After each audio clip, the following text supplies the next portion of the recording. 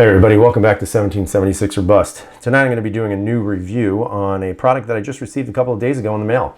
This, as you can see, is from Core Essentials, and they make a wonderful line of belts using a system called the TrackLine. And I'm going to review the belt, kind of tell you what I like about it. At this point, I've worn it all day today, and I have to say it has carried my pistol very well. I actually was carrying my PPQ for a little while in the Vetter holster, and I was actually carrying my M&P also for a while. So both guns actually performed very well in their holsters, and of course by using the TrackLine belt. So just to kind of give you a little background, Frank Kozak, who's the owner of the company, I wound up actually emailing him after seeing a few reviews online, and I asked him if he'd be willing to send me a belt, just to test it out. And once the testing was done and once the review was done, I would ship it back to him, no problem, no issues. He said basically, no, that's not going to happen, that he would send me the belt free of charge, and that, this is what America was about, and I truly appreciated that. And again, I really respect companies who are willing to do that, who are willing to give, smaller channels on YouTube the ability to review products that they have faith in, and hopefully in return it grows my channel by also exposing their products. Now the TrackLine belt, and I'll move this to the side so we can actually see the belt. Throw that out of the way there. The TrackLine belt is quite unique, not because it's just a simple single strip of leather, reinforced leather, but the way it actually buckles down. You can see that on one end of the belt there are these, it's hard to describe it, it's almost like teeth. Let's see if I can get that a little bit closer here in the camera. So it's almost like teeth in the actual belt. Now, these teeth are what actually cinches down the buckle, so that once you clip it in, it's not going anywhere. There was no movement on this belt whatsoever. Once I hooked it in, tightened it up the way I wanted it to, there was absolutely no play on the belt whatsoever. Now, I know some people may say, well, it's only a single strip of leather. How much, how good could it really be in regards to sizing up? Just to give you a couple of facts about the belt itself, they basically say on their website, and this is information that I received from them, that the belts are 800% more adjustable than a traditional leather gun belt. I would say that I agree with that, because this is one of the best fitting belts that I have, just because of these little teeth right here. So I really like that feature. There are no belt holes. Again, the belt holes they're claiming can stretch, crack, and fit poorly.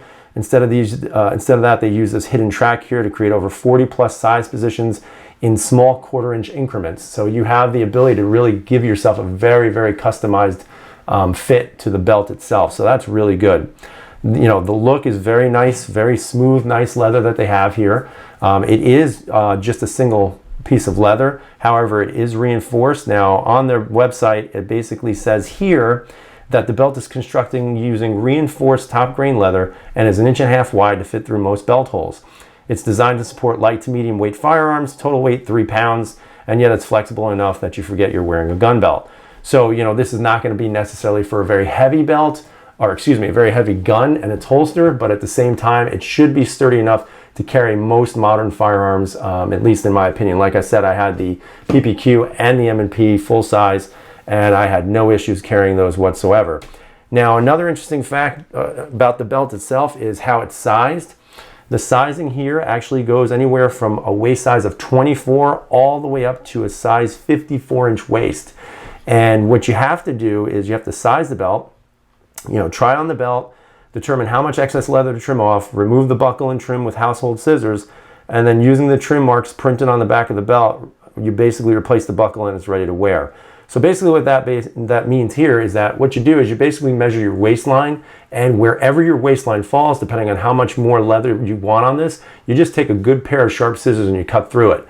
After cutting through it, and I'll show you the piece if I can find out, what did I do with it? Oh, there it is, it actually fell on the floor. Perfect. So the piece that I actually had to cut off was this one right here. And you can see it goes all the way up to 54 inches, right about there. There's 53, there's 54. So I wound up cutting it right here, right past the 43 mark. So I actually cut it at the 42 mark. Now, I'm not a 42 waist, but I wanted a little extra leather play on it just in case. You never know, I might get fat in a few years, so who knows. When I cut it, it was pretty easy. I didn't do the greatest job of cutting a very straight edge on it. My scissors were not that sharp. But, when I looked inside of it to see what it's reinforced with, it looks like a piece of polymer that's in there. So, whoops, it's not a steel piece, but it looks like a piece of polymer that's inside the actual leather itself. And then you can see it's reinforced on the back with the stitching here. So I mean, it seems like it's going to hold its shape pretty well for a while. Now, once you make that cut, this is the buckle. This is their X2 buckle, which I think it's so cool. It is a steel buckle. You can even see on here, it says trackline.com, patent pending. And you can see that the buckle has some teeth right here, right there. And what you're going to do is you're actually going to feed the piece of leather that you cut into this end right here. And then as it gets fed through, you take this lid and you close it down, and the teeth actually will bury itself onto the belt itself and hold it in place. It really holds it very well. So just to show you what I was talking about, let's see if I can, let me just put that gun right there. Put this belt over here. And basically all you're gonna do is you're gonna feed it in here like this. And then you can see the other side. Let me see if I can turn this around here. Sorry guys, it's not that great. But now that belt is sitting flush against this plate right here. Let me see if I can get that in there. And like I said, I did a crappy job cutting it, but it still fits well.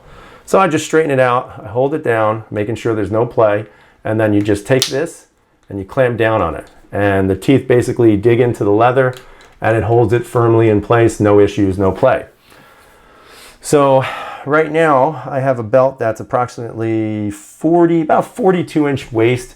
Again, that is not my waistline, but again, I like having this extra tongue of the leather going around a little bit more. Plus, you can always relocate the buckle if you want it more to the side or center right on your waistline. Once you put your belt in, your belt on, you basically run this piece right through here, and you'll notice they have this, see if that focuses. They have this little lever here. That lever releases the belt once you lock it in place. So you just run the belt through, and you hear that clicking. That's the actual teeth that are digging into the clip. And once you hit your desired, width of your waist, that's it. And you can see this bad boy's going nowhere. And then if you want to release, it's just as quick as hitting that tab up, taking a finger, and the belt is released. So, I mean, overall, it is quite unique in regards to the way it buckles, the way it kind of holds its, I guess you can, the way it holds itself. I mean, it really is a unique system. Again, I carried it for I used it today probably for about, maybe 12, 13 hours today already. I was up very early, so, I was wearing this very early this morning. And I have to say, it just fits perfectly. I mean, some of the belts that I've had and some of the belts that I do have, one of the biggest problems is no matter how much I try to weigh, kind of measure myself, it's never going to be an exact science, unfortunately. Sometimes the leather gives a little bit, sometimes you get a little, fat, sometimes you lose a little weight, and then next thing you know, you have a belt that just doesn't fit. In this case, I don't ever see that being a problem because you have the ability to adjust it to any length you want by cutting that piece of leather off. And as long as you leave enough room, you should be good to go. So at this point, if I was going to rate this belt on a scale of 10 out of 10, just in regards to its functional use, I give it a 10 because you don't have belts that have this little track line here that hold it and cinch it in so well that there was absolutely no give on the belt. So again, I give that a 10 out of 10. If I was going to give a little concern, my only concern would be whether or not this is going to be reinforced over time. Again, over time, I'm going to tell. Once I'm wearing a gun constantly, depending on the weight, obviously, and the size of the pistol, it's really going to depend on what happens and how often I wear this belt. But, right now, just kind of squeezing it, trying to squeeze it at the top and the bottom, there's really not a lot of give in there. And it does have that reinforced, what appears to be polymer in the middle. So overall, I think it's going to hold its shape pretty well. But again, time's going to tell. Now, if you're interested in the belt, I will be putting a link at the bottom of my comment section. Or my description, I should say. And I would definitely suggest you guys go over to Core Essentials and check them out and see what they have to offer. Everything seems to be really nice on the belt itself. The prices are, they're reasonable. They're not overwhelming. For example, this belt right here with the X2 buckle, this one right here, this would cost me, it would have cost me $60, but because he donated to the channel, it didn't cost me anything. So again, thanks, Frank. I really appreciate that. But again, for $60, I think you're getting a pretty decent belt. I mean, this is a belt that you can wear just about to any occasion, whether it's work, if you're able to carry at work, whether it's just out at night. And it's not one of these, you know, super thick, super obvious tactical belts that once somebody sees it, they're kind of like, if they know anything about firearms, they're like, oh, that guy's definitely carrying. So I think that's a really good idea. You know, looking on the outside of the belt, you would never think that this was actually a concealed carry belt, but I think they did a really great job, and I do absolutely love the way this belt latches on there. And like I said, it doesn't move. There's no play on there whatsoever.